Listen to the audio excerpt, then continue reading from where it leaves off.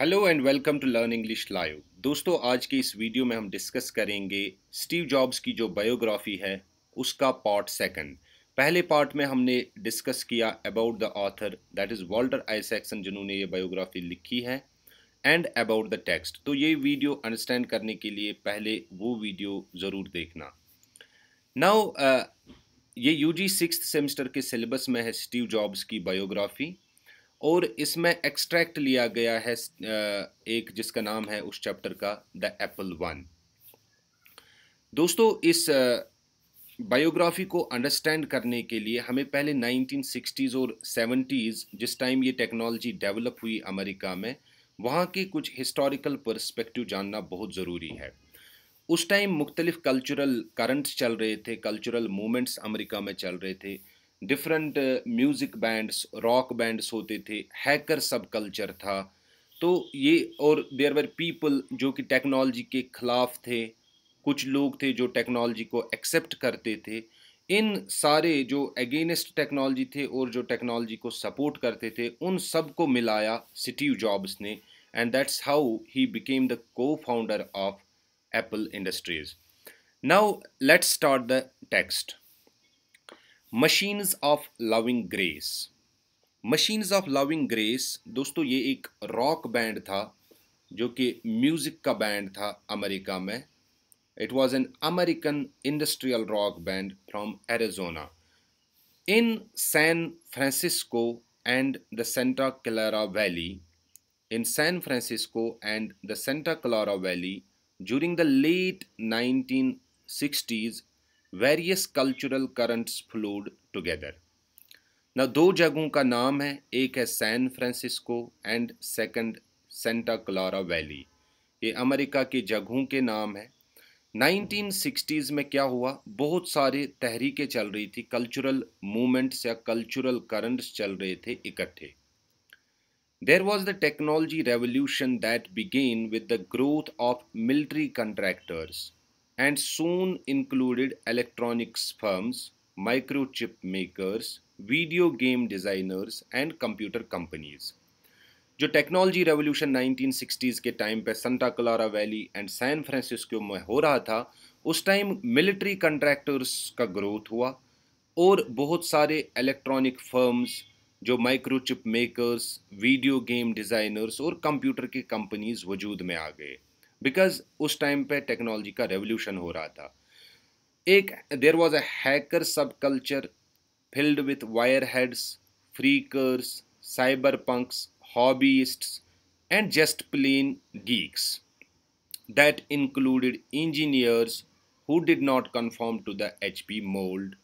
Now, इस time पे 1960s में हैकर सब कल्चर था, हैकिंग का बहुत ज़्यादा प्रमोशन था उस टाइम पे, जिसमें वो लोग थे जिनको बोलते हैं वायर हेड्स। वायर हेड वो होता है जो जनरली हार्डवेयर हैकर होता है या जो इलेक्ट्रॉनिक्स के साथ खेलना पसंद करता है। फ्रीकर्स दोस्तों वो लोग होते हैं या वो हैकर्स होते हैं जो टेलीफोन सिस्टम्स पे अटैक करते हैं। और साइबर पंक्स वो टेक्नोलॉजिस्ट्स होते हैं जो बिलीव करते हैं कि जो फ्यूचर सोसाइटीज़ है वो टेक्नोलॉजी से डोमिनेट हो जाएंगे।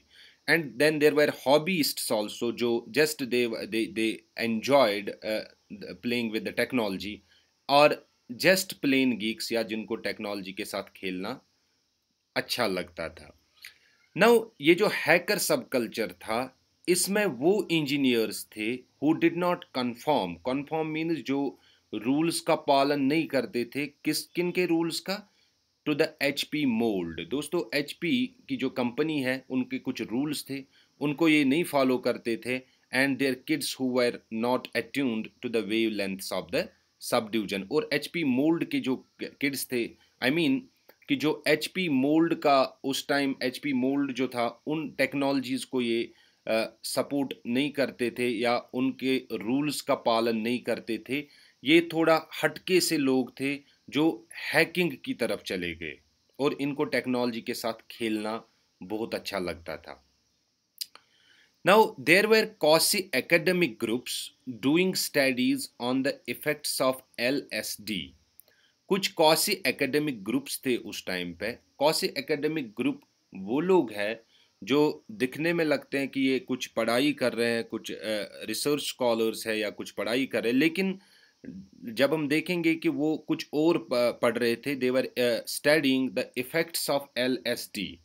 एलएसडी एक इलीगल स्ट्रीट ड्रग था अमेरिका में उस टाइम पे, जिसका नाम है lysergic acid डाईइथाइलमाइड।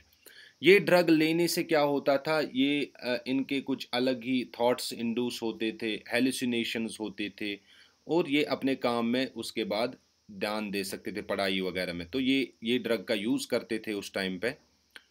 Now in cos academic groups में कौन कौन था? एक था पार्टिसिपेंट्स में डोग एंगलबर्ट, बहुत ही इंपॉर्टेंट है याद रखने के लिए एग्जाम पॉइंट ऑफ व्यू।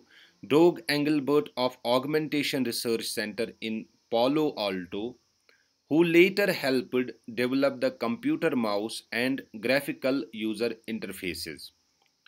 एक चीज़ याद रखना यहाँ पे, डोग एंगलबर्ट जो है ये ऑगमेंटेशन रिसर्च सेंटर का बंदा था, जो कहाँ पे था? पालो आल्टो। पालो आल्टो एक जगह का नाम है, वहाँ पे ऑगमेंटेशन रिसर्च सेंटर था, और उस ऑगमेंटेशन रिसर्च सेंटर में डोग एंगलबर्ट काम कर रहा था। और डोग एंगलबर्ट ने ही लेटर ऑन डेवलप किया कंप्यूटर का mouse and graphical user interface.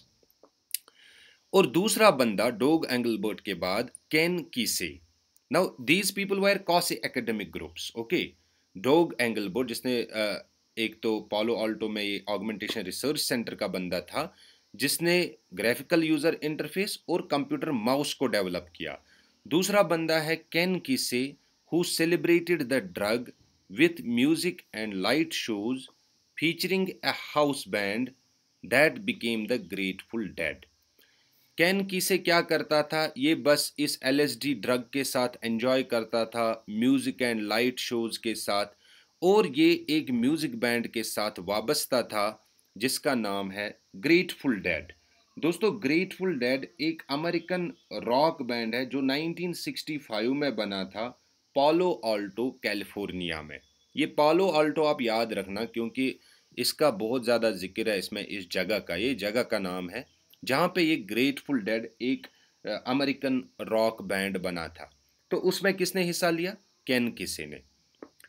There was the hippie movement born out of the Bay Area's Beat generation and the rebellious political activists born out of the free speech movement at Berkeley। चिनाची मैंने पहले ही बता, थोड़ा difficult होगा आपको पहली बार understand करने में। इसमें बहुत सारे मूवमेंट्स का ज़िक्र है जो शायद आपने नहीं सुने होंगे, या जैसे ये एलएसडी का, या डिफरेंट डिफ़िकल्ट नेम जैसे डोग एंगलबर्ट, केन की से आपको मुश्किल लग रहा होगा ये चीज़ याद रखने में। But kindly watch it once till the end, और आपको आई बिलीव कि आपको ये अच्छे से समझ में आएगा। Now there was the hippie movement, एक मूवमेंट चल रहा था जो बे एरिया के बीट जनरेशन से निकला। नाउ बीट जनरेशन में कौन लोग थे? इसमें जवान लोग थे, और ये एक एरिया में रहते थे जिसका नाम है बे एरिया। ये जो यूथ थे बीट जनरेशन के बे एरिया में रहने वाले, उन्हीं से एक तहरीक निकली जिसका नाम है हिप्पी मूवमेंट। दोस्तों, ये जो मूवमेंट है हिप्पी मूवमेंट, ये काउंटर कल्चर मूवमेंट में आता है। काउंटर कल्चर मूवमेंट हम उसको बोलते हैं जो एंटी एस्टैब्लिशमेंट होता है, यानी वक्त की जो हुकूमत है उस हुकूमत के रूल्स के खिलाफ वो काम करती है। वो पॉपुलर कल्चर को फॉलो नहीं करते हैं, जो रेगुलर कल्चर होता है उसको फॉलो नहीं करते हैं, वो अल्टरनेटिव कल्चर्स चलाते हैं, या जिसको हम काउंटर कल्चर भी कहते हैं। सो ये जो हिप्पी मूवमेंट है, ये जो काउंटर कल्चर मूवमेंट था, लेफ्ट विंग मूवमेंट था, ये बे एरिया के बीट जनरेशन से निकला जिसमें कि यूथ इन्वॉल्व थे, and the rebellious political activists born out of the free speech movement at Berkeley. Berkeley दूसरी जगह का नाम है, वहाँ पे एक तहरीक चल रही थी जिसका नाम है फ्री स्पीच मूवमेंट। अब इस फ्री स्पीच मूवमेंट में बहुत लोग वाबस्ता थे, उसमें से कौन निकले? रिबेलियस पॉलिटिकल एक्टिविस्ट्स जो भागी थे, ठीक है, political activists.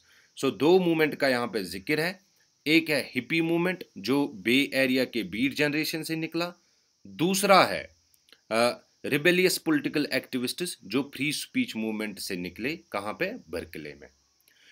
Overlaid on it all were various self-fulfillment movements pursuing paths to personal enlightenment. Now जब इतने ज़्यादा movements, hippie movement, free speech movement, फिर यहाँ पे कैन की से जो है अपना म्यूज़िक लाइट शो एंजॉय कर रहा है ग्रेटफुल डेड म्यूज़िक का, फिर दूसरी साइड जो डोग एंगल बोट है ऑगमेंटेशन रिसर्च सेंटर का, ये computer mouse graphical user interface बना रहा है। तो ये सारी चीज़ें जब हो रहे हैं, इनको स्पिरिचुअलिटी भी थोड़ी सी चाहिए थी। तो overlaid on it all were various self fulfilment movements, कुछ अपने आप को तसल्ली बख्श, जो इनको दिल को तसल्ली दे, जो इनको एनलाइटनमेंट दे, उन चीज़ों के लिए इन्होंने फॉलो किया मुख्तलिफ movements like Zen, Hinduism, meditation, yoga, primal scream and sensory deprivation, Esalen and est. दोस्तों ये जो जैन है फॉर एग्जांपल, ये बुद्धिज़्म का स्कूल है जो मेडिटेशन को की इनग्रेडिएंट मानता है, बहुत ही इंपॉर्टेंट ग्रेडिएंट। किस चीज़ के लिए? अपने इनर नेचर, कंपैशन और विजडम को जगाने के लिए। इसी तरह से ये योगा, मेडिटेशन, सो अपने फुलफिलमेंट के लिए इन्होंने इन मूवमेंट्स को भी फॉलो किया। Now this fusion of flower power and processor power, enlightenment and technology, was embodied by Steve Jobs as he meditated in the mornings, audited physics classes at Stanford, worked nights at Atari, and dreamed of starting his own business. अब यहाँ पे fusion हुआ किस चीज़ का? Flower power का। Flower power दोस्तों जो हमने देखा counter culture, hippie movement, free speech movement, these come under flower power, that is soft power, okay.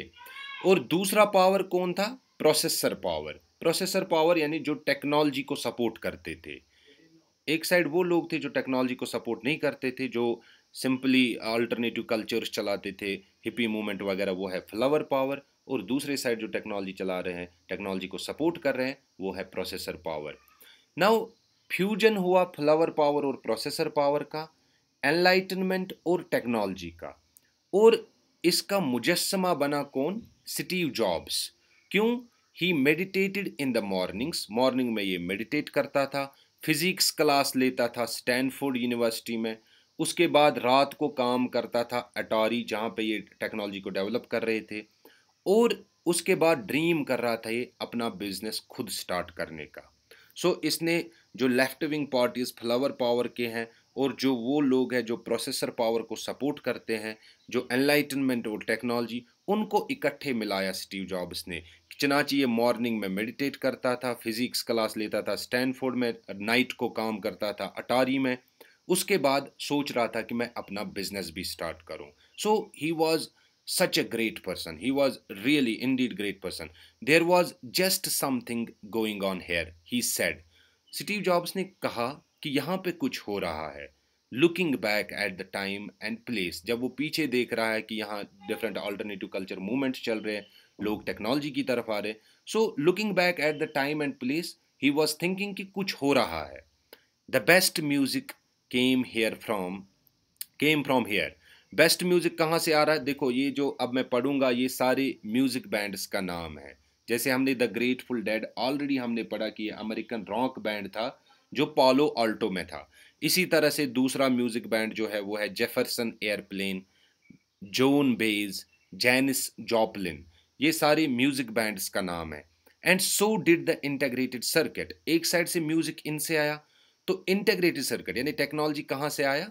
And things like the Whole Earth Catalog, technology जो आया या इंटीग्रेटेड सर्किट्स, वो एक होल अर्थ कैटलॉग जो था, मैगजीन था, वहाँ से आ गया। हम इस रेस्ट ऑफ द वीडियो को रेस्ट ऑफ द चैप्टर को अगले वीडियो में डिस्कस करेंगे, क्योंकि वीडियो ज़्यादा लंबी हो जाएगी और आप भी बोर हो जाएंगे। आई होप कि आपको ये वीडियो समझ में आया होगा, and kindly consider subscribing and also sharing it with your friends. Happy learning. May God bless you.